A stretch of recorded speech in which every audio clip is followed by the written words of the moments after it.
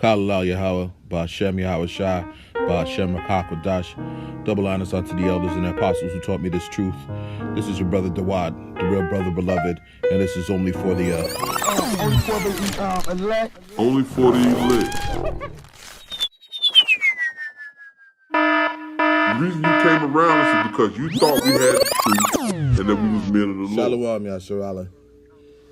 Usually I start my videos with a current event clip or footage pertinent to the subject I'm about to address. This time I decided it was more prudent to set this clip up. By now you should know that the idea of having constitutional rights is nothing more than an idea. If there is no one to enforce it, the idea that you should be afforded any rights subject to the Constitution of the United States is essentially null and void. That does not mean that you should not, as a citizen and taxpayer, expect to be afforded those rights set by the laws of the state. What I'm saying is, as long as I eat healthy and exercise regularly, I expect to live a long and productive life. Doesn't mean it's going to happen. Let's watch this clip, and after, in the spirit of looking into the etymology of words, we'll get a better understanding of why the only thing you should expect in this world is Yahweh's judgment, his prophecies coming to pass, and all his promises ringing true. Now let's get it. Governors generally are not authorized to make the law. They're authorized to enforce the law. So you'd have to look to see if there were legislative authority allowing the governor to close the park. If there is, then it would be legitimate. Let me put it very clearly. You have no constitutional right to endanger the public and spread a disease, even if you disagree. You have no right not to be vaccinated. You have no right not to wear a mask. You have no right to open up your business. Wait, can I stop you? No right not to be vaccinated, meaning if they decide you have to be vaccinated, we have to be vaccinated? Absolutely. And if you refuse to be vaccinated, the state has the power to literally take you to a doctor's office and plunge a needle into your arm. If the vaccination Where is that in the Constitution? If the vaccination is designed to prevent the spreading disease. If the vaccination is only to prevent a disease that you will get, for example, if there's a disease that will kill you, you have the right to refuse that, but you have no right to refuse to be vaccinated against a contagious disease. Public health, the police power of the Constitution, gives the state the power to compel that. And there are cases in the United States Supreme Court. Case that pops into my head, I may have the name wrong, is Jacobson. I think probably I have it right. Check it out.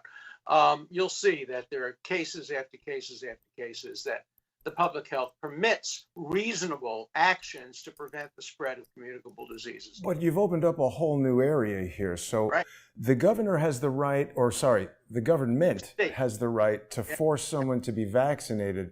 But how do we know what they're providing us from a medical standpoint is accurate? There are doctors who argue that Anthony Fauci is totally wrong in his assessment, and it certainly seems like week to week, month to month, they don't seem to know anything about this virus.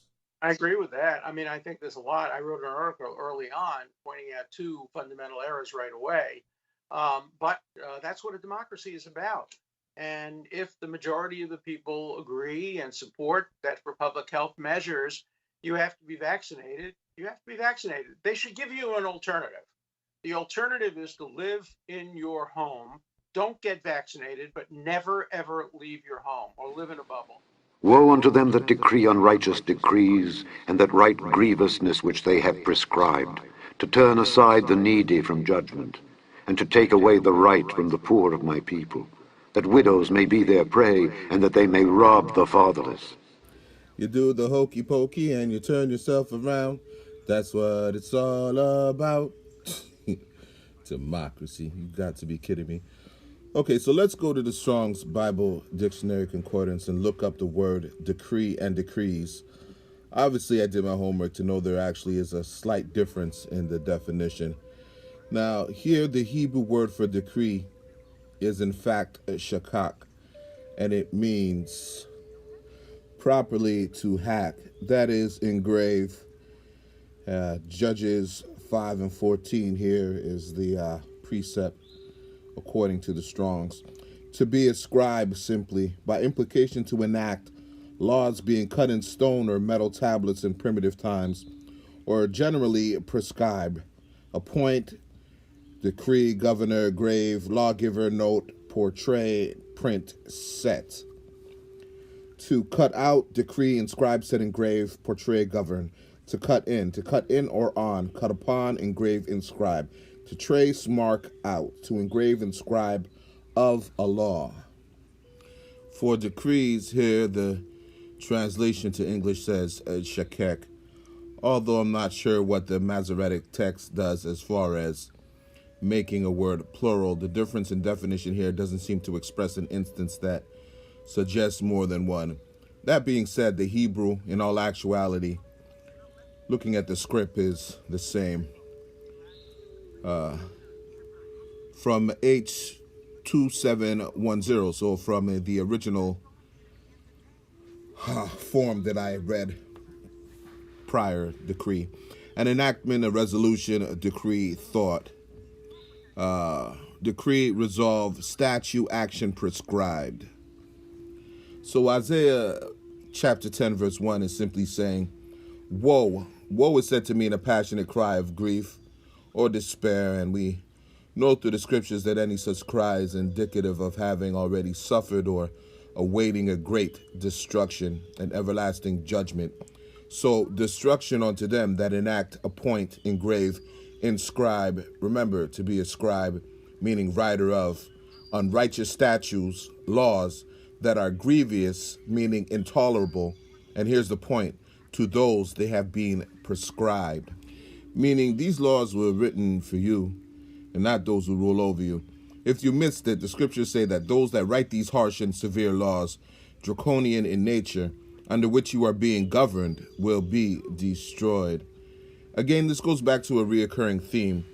Who's responsible for writing these laws has the power to have them enforced and you punished if not followed. In Job 9:24, the earth is given into the hands of the wicked. By now you should know who the wicked is. Now let's dig into the etymology of constitution to further my point. In layman's terms, a constitution is a set of statutes that directs how a country performs, or how the state, i.e. government, or the appointed mouthpieces of your political representatives work. The Constitution tells what powers the elected officials have and what rights are afforded to the citizens being governed by the laws under said Constitution. The notion that no one is above the law was a popular belief during the founding of the United States. That was until someone figured out that laws don't rule people, people rule people, especially evil ones with lots of cash. The meaning of constitution, according to the online etymology dictionary, is as follows. Mid-14th century constitution, law, regulation, edict, body of rules, customs, or laws. From Old French constitution, establishment, and directly from Latin constitutionem, nominative constitutio, act of settling, settled condition, anything arranged or settled upon, regulation, order, ordinance, noun of state from past particle stem of constituere, to stand, salakia, to cause to stand, set up, fix, place, establish, set in order, form, something you resolve, see constitute. So in layman's terms, an arranged body of rules settled or agreed upon. Now, in the spirit of my last video, let's break this word down to its very last compound. For those familiar with Spanish, right away you see the word con, which means with, but in Latin, it can be both, the opposite being against as in contra. Also, it means negation as in negative. Another definition is opposition to a proposition, like pros and cons. Another meaning is to commit to memory, learn by heart. If you're street savvy, you know it means to be taken advantage of or effed over or swindled. The dictionary defines it as an instance of deceiving or tricking someone and persuade someone to do or believe something, typically by use of deception or deprive by deceit. After listening to former OJ lawyer Alan Dershowitz and his take on constitutional law, I'd say all these definitions are fit for consumption. Isn't it ironic, though, the word consumption means wasting of the body by disease and destruction by use? Now let's dig into the remainder, which is stitution. The suffixes statute and stitution come from the Latin word that means to stand. Stitu is the combining form of statu, stem of statur, to make stand, to set, put up, or establish. Put it all together and here's what you got. A whole lot of unsuspecting working class citizens being governed by an established deception. The U.S. Constitution, like the petrodollar and fiat, fix-it-again Trump currency, isn't worth the paper it's written on because there isn't anything substantial to support it. The presumption is the Constitution and the nation's laws are predicated on biblical principles, but the founders were Masons and Satan worshipers, pure and simple. This is Daniel chapter 7, verse 25, and it reads, "And he," the he being Esau, Edom, the dragon of Revelation, the 12th chapter, the long and short being the pagan Roman Empire, which reemerged as New Rome or America, shall speak great words against the Most High, and shall wear out the saints of the Most High, and think to change times and laws, and they shall be given into his hand until a time and times and the dividing of time. And he shall speak great words against the Most High. The great words spoken against the Most High was the exaltation of Rome and its emperors above the Heavenly Father and the kingdom of heaven, no different than the American Republic today, its Senate, Congress, and laws, the entire setup fashioned after the ancient pagan Roman Empire.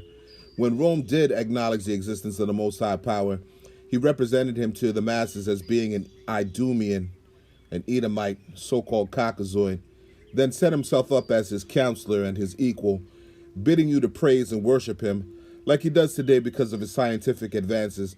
And when that doesn't suit his agenda, he establishes himself as Yahweh's rival, the only one capable of coming up with an antidote to the virus that he's attempting to cure. And shall wear out the saints of the Most High.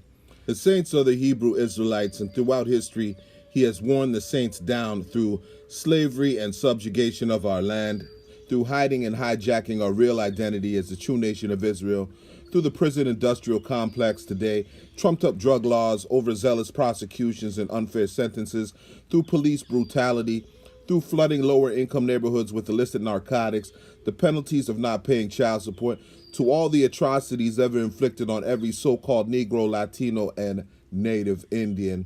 And think to change times and laws. Pretty obvious the ideas of daylight savings time and leap years are pursuant to Esau having altered the calendar and the lunar observance for a strictly solar calendar, which is why you have these false religions and teachings of a Saturn day Sabbath. Esau changes laws by observing ordinances that are opposite of the laws, statutes, and commandments of the Most High power. Yahweh says it's an abominable thing for a man to lay with another man. Esau says, love who you want, and enacts laws supporting same-sex marriage. Yahweh says eating pork and shellfish are prohibited because of the peril it can cause the human body. And Esau says, Red Lobster twofers and everyone can dine coupons for McBLT dinner specials. Yahweh says adultery is a sin, and Esau helps to facilitate online dating sites where adultery is encouraged, music outlets that promote songs which endorse cheating on your spouse, and it's okay because I slept with your wife.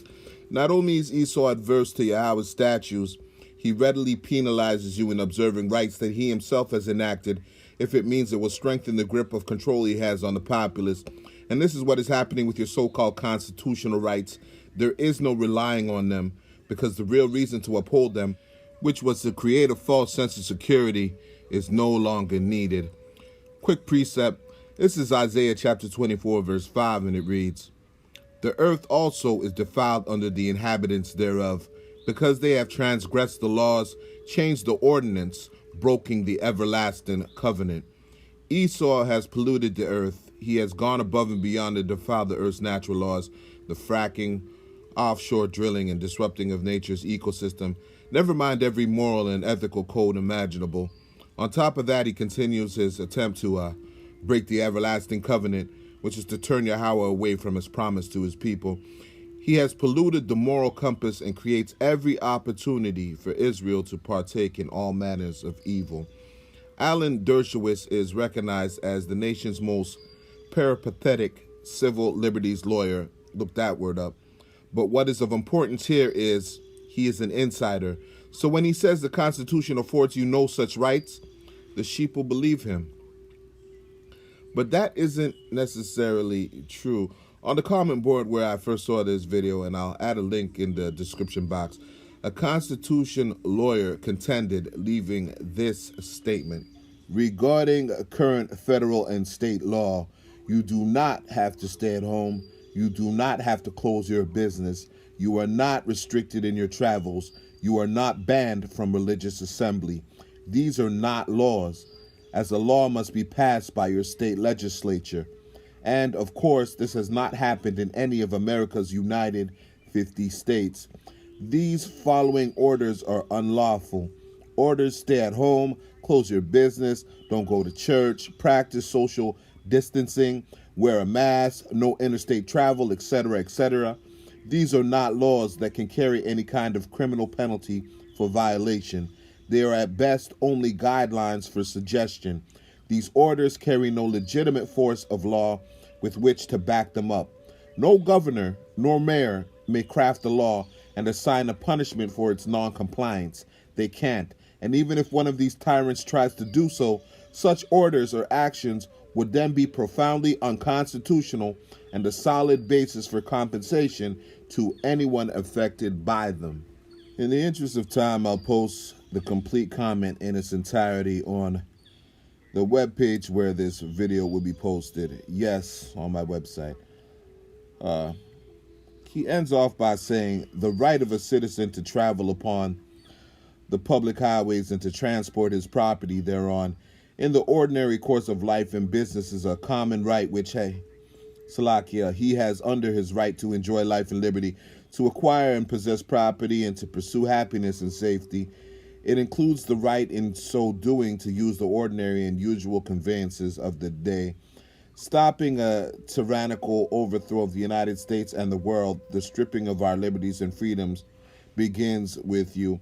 Now, this is where he lost me, because you and I know Babylon must and will be destroyed. This is Jeremiah chapter 51:6, and it reads, "Flee out of the midst of Babylon and deliver every man his soul." Now, it doesn't mean to literally flee from Babylon. At least that is not the idea in present day. In all actuality, the scripture explains itself. Reading on, "Be not cut off in her iniquity," meaning be not a partaker in her wickedness. "For this is the time of the Lord's vengeance. He will render unto her a recompense." And that time is now. Another comment worthy of mention: all laws which are repugnant to the Constitution are null and void.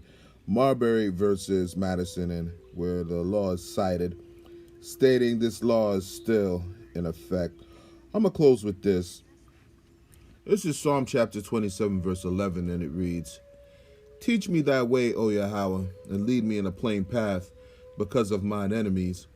Deliver me not over unto the will of mine enemies, for false witnesses are risen up against me, and such as breathe out cruelty. I had fainted unless I had believed to see the goodness of the Lord in the land of the living. Wait on Yahweh, be of good courage, and he shall strengthen thine heart. Wait, I say, on Yahweh." Call halal Yahweh Ba'Shem Yahweh Shai Ba'Shem Akakwadash. Through the power and spirit, I hope you are edified. Double honors unto the elders and apostles of Great Millstone who taught me this truth and rule well. Yada Hey Allah Yahweh. Shalom Yasharallah. And don't take that chip.